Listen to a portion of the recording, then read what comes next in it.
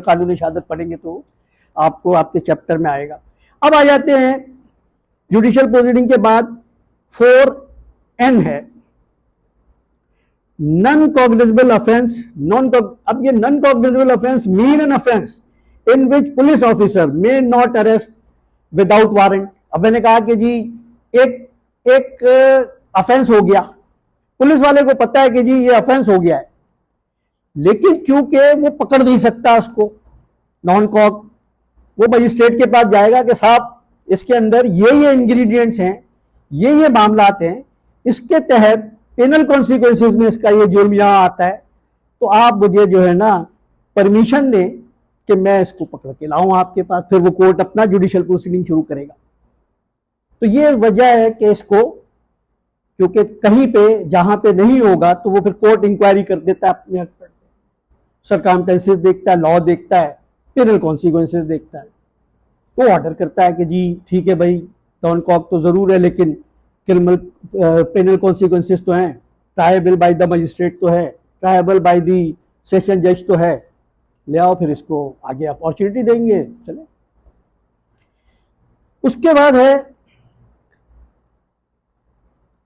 4P officer in charge of the police station include when the officer of the police station is in absent। अब बात यह है कि legislature का एक विजडम था कि मिसकैरेज ऑफ जस्टिस ना हो, किसी के साथ नाइंसाफी ना हो, उसके लिए सुपरवाइजरी कंट्रोल होना बहुत जरूरी था। तो SHO साहब जो incharge officer of the police, एक तो पुलिस स्टेशन की, क्योंकि अभी डेफिनेशन आप बाद में पढ़ेंगे कि पुलिस स्टेशन का मतलब यह है कि वहां लॉकअप भी होना चाहिए, कि किसी को बंद भी किया जाएगा। अगर जहां पे लॉकअप नहीं होगा पुलिस स्टेशन की डेफिनेशन में नहीं आएगा, जब पुलिस स्टेशन की डेफिनेशन में नहीं आएगा तो इंचार्ज भी नहीं हो सकता। तो ये SHO जिसको आप कहते हैं, तो ये SHO होता है, उसका काम जो है ना पूरी एडमिनिस्ट्रेटिव कंट्रोल करना है। फिर उसके बाद इन्वेस्टिगेशन, अब हमने पार्ट अलहदा कर दिया है, लेकिन under the domain of the SHO ही आती है। इन्वेस्टिगेशन का पार्ट अलग है, उसका SSP अलग है, उसका इंचार्ज अलग है, लेकिन रिस्पॉन्सिबिलिटी SHO की है। इसलिए ये जो 4P है। अच्छा, 4Q जो है place, include also house, building, tent and vessel. अब प्लेस ऑफ इंसिडेंट पे कुछ भी हो गई, आपको किसी टैक्सी वाले ने गाड़ी में गन दिखा के मोबाइल छीन लिया, अब वो प्लेस ऑफ इंसिडेंट रोड नहीं होगा, वो टैक्सी होगी। मर्डर किसी घर में हुआ तो फिर वो घर होगा। तो ये डिफाइन किया है क्योंकि इसमें फिर वारंट इशू होते हैं। तो जब तक प्लेस ऑफ इंसिडेंट प्रॉपर नहीं होगी तो मजिस्ट्रेट के लिए बड़ा मुश्किल होगा कि जी वो वारंट इशू करे, सर्च वारंट। तो ये इसलिए जो है ना, ये आप ये देखिए कि जी कानून में हम मुसलमान हैं माशाल्लाह, जैसे कि हमारा कुरान है, उसका विजडम यही था कि जी आज से 1400 साल पहले जो तय हुआ था वही है, अभी भी यही हालात है कि इन्होंने भी हमसे ही एक्सट्रैक्ट लेके कि ये किया कि ये होने वाला होगा कि जी पहले तो जो वेसल का कहाँ जिक्र होता होगा, 1889 में कहाँ से वेसल होगी, घोड़े होते होंगे, गधे होते होंगे, लेकिन वेसल फिर भी डिफाइन किया कि जी पीछे बैलगाड़ी भी तो, रेड़ा भी तो लगा हो सकता है, वो उसको वेसल में डिफाइन कर दिया। आज तैयारा भी जो है, जहाज भी है, वो भी वेसल है, ठीक है ना। तो बात ये है, हम आ गए। अच्छा, प्लेस हो गई, फिर प्लीडर आ गया। Pleader use to with reference any proceeding in the court means a pleader for मुख्तार, authorise or any of law. अब जो है प्लीडर आप हैं, अब मुस्तकबिल में प्लीडर आप हैं, क्योंकि हमारे यहाँ कानून है जस्टिस सिस्टम का कि जी फेयर अपॉर्चुनिटी दी जाएगी, उसको पूरा ट्रायल चलने के लिए दी जाएगी। दोस्तों जब खुद तो नहीं चला सकता तो प्लीडर है, तो वो प्लीडर आप लोग हैं या वकील हैं। पुलिस स्टेशन, वो जैसे ऊपर जिक्र हुआ था, पुलिस स्टेशन इन्होंने 4S में डिफाइन किया कि police station mean any post of the place declared generally और स्पेसिफिकली बाय द प्रोविंस। वो मैंने ऐसा कर दिया था कि कोई जगह होगी जिसमें लॉकअप होगा तो उसको पुलिस स्टेशन डिक्लेयर करेंगे। पहले SHO था, उस स्टेशन का ऑफिसर था। उसके बाद है पब्लिक प्रोसिक्यूटर। ये एक बड़ी इंपॉर्टेंट पोस्ट है, क्योंकि जो भी जुर्म होता है अगेंस्ट द स्टेट होता है, क्योंकि जुर्म की रोकथाम स्टेट का काम है। तो इसलिए जो है स्टेट जो है, जब स्टेट का कोई मुकदमा होगा तो वो प्रोसिक्यूटर जो है वो डिफाइन है 492 और सीआरपीसी में, तो गवर्नमेंट उसको, प्रोविंशियल गवर्नमेंट उसको अपॉइंट करती है, वो प्रोसिक्यूटर होता है। अब हमारे यहाँ सिस्टम चेंज हो गया, अब तो पूरा प्रोसिक्यूशन डिपार्टमेंट बन गया, लेकिन वो पब्लिक प्रोसिक्यूटर वो स्टेट का केस प्रोसिक्यूट करेगा, आप डिफेंस का केस करेंगे।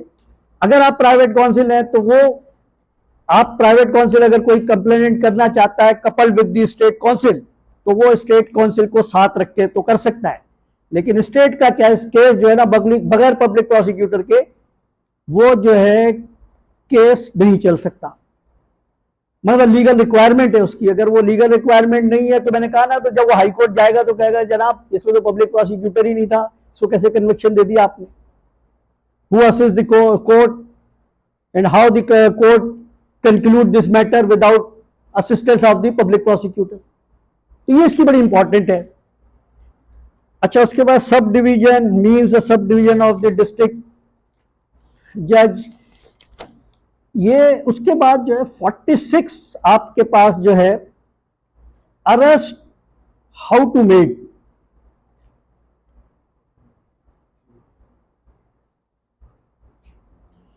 पर्पज अरेस्ट मिल गया 446 पे आएगा, पेज आपका 485 है। अब आ जाएगा अरेस्ट पे। अरेस्ट के लिए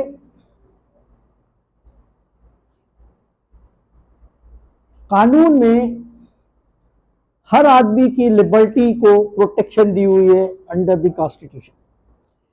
अगर कोई एप्रिहेंड होगा किसी कॉग्निजेबल ऑफेंस में तो उसको फिर पुलिस अपनी कस्टडी में लेगी, और फिर जैसे मैंने अर्ज किया कि जी जब वो कस्टडी में लेगी और वो ये देखेगी कि इसका क्वांटम ऑफ पनिशमेंट क्या है, मजिस्ट्रेट के सामने पेश किया जाएगा। मजिस्ट्रेट साहब उसको पहले रिमांड भी देंगे या रिमांड नहीं देंगे, जेल भेज देंगे, फिर उनका ट्रायल चलेगा। लेकिन क्योंकि पुलिस जब भी अरेस्ट करेगा जब उसके पास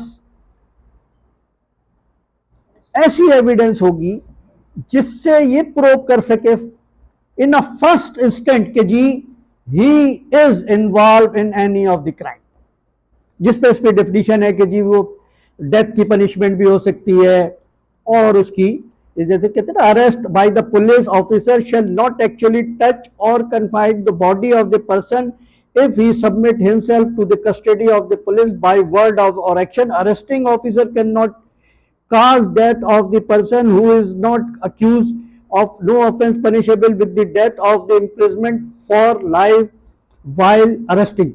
ये तो ये जो सिर्फ बता दिया ना, लेकिन जो मेन पर्पज ये है, क्योंकि यही इंटरप्रिटेशन है कि जी मुझे उसने पकड़ा नहीं, किसी और के जरिए पकड़वा दिया, तो फिर वो कहेगा जी मैंने तो पकड़ा ही नहीं था। ये कोर्ट ने फिर माल ट्रीटमेंट वाली बात है। जब भी मजिस्ट्रेट पूछता है कि भाई आपको मारा पीटा तो नहीं है, आपके चेहरे पे देखता है कोई निशान विशान तो नहीं है, खुद ही जो नजर आ रहा होता है, तो ये इसका अरेस्ट मेड कैसे होता है। फिर उसके बाद search of places entered by the person sought to be arrest. अब अरेस्ट करने का भी है कि जी आपने अरेस्ट करने के लिए आपने पुलिस ने ये सब चीजें देखनी है कि जी जहां पे जिस प्लेस पे हम अरेस्ट कर रहे हैं, अगर आपको इजी एक्सेस है, कोई और मामला नहीं है, घर वाले नहीं है, औरतें नहीं है, तो फिर तो आपने कर देना, नहीं तो फिर मजिस्ट्रेट साहब के पास जाना, जो मैंने आपसे पहले कहा कि वो सर्च वारंट लेगा तो वहां जाएगा, साथ में उसकी रिक्वायरमेंट भी पूरी करेगा। उसके बाद procedure when incharge is not obtainable the police officer may break open the lock. अब इसमें भी break open or outer or in part of the window or any place of organ can not be otherwise obtain the administrate or place where the accuse is available. अब उसको सबसे पहले तो ये देखना है कि जी वाकई अक्यूज अवेलेबल है या अक्यूज आ जा रहा है यहां से, क्योंकि जरूरी है कि अक्यूज आ जाए उस वक्त ना हो। फिर उसने उसकी परमिशन भी लेनी है और उसने उसको मेक श्योर करना है कि जी यहां पर अक्यूज की अवेलेबिलिटी है, वरना हरासमेंट में आ जाएगा कि किसी और को हरास करेगा जाके किसी और की जगह पे। उसके बाद है पावर टू ब्रेक हो गया, नो अननेसेसरी रिस्ट्रेंट।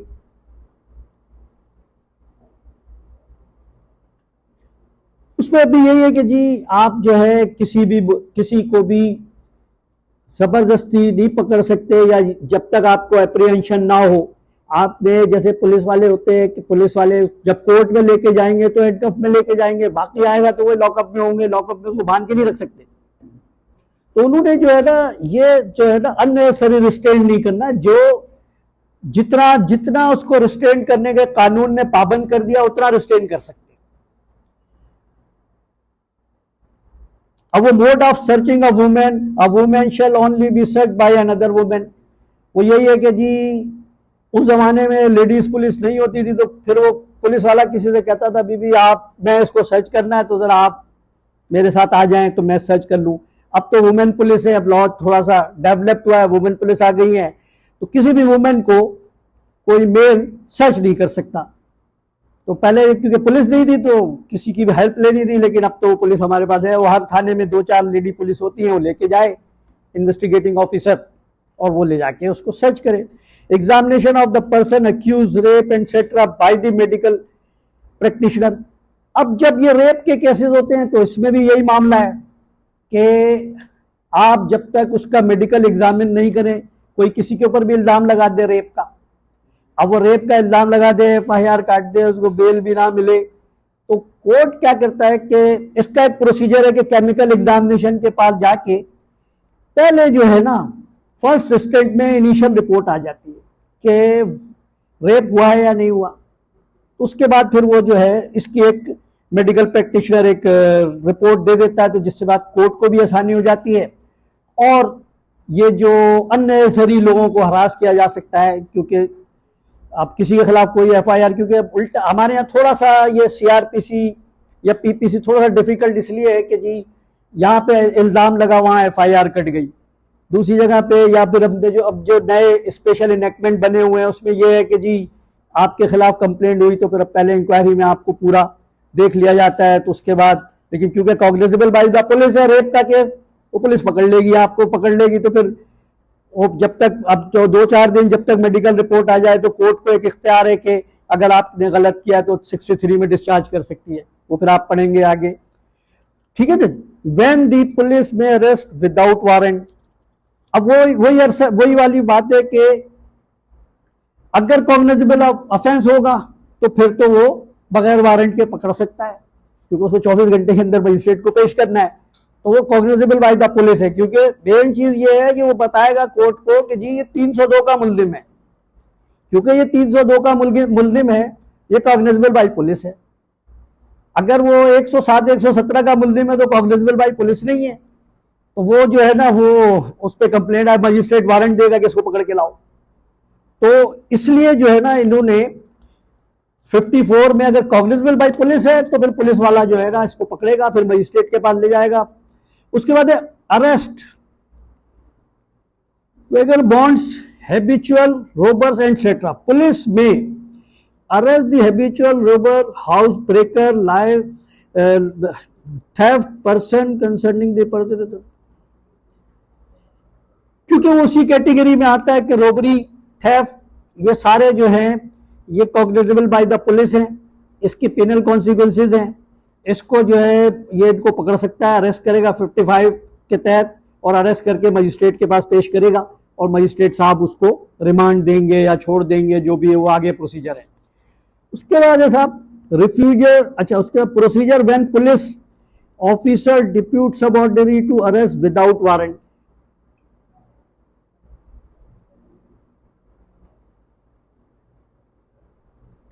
अब वही 56 में भी पुलिस जो है, पुलिस ऑफिसर जो है इन्वेस्टिगेशन करके और वो जो है ना एक ऑर्डर डिलीवर करेगा राइटिंग में, और उसके बाद कि जी जज साहब को कि जी मुझे इसकी जरूरत है और आप हमें इसको अरेस्ट करने की इजाजत दे दें।